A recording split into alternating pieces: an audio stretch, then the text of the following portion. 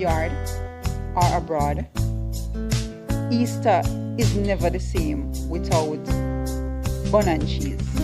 Bun and cheese is a must-have at Easter for Jamaicans, both at home and in the diaspora. Throughout the year, the round bun is eaten with cheese.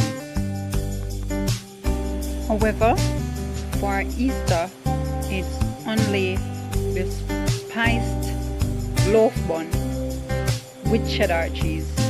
Not any cheese, but cheddar cheese. Based on our love for the Easter bun, one of our favorite icons, Miss Louise Bennett, has also done a poem called Bun and Cheese.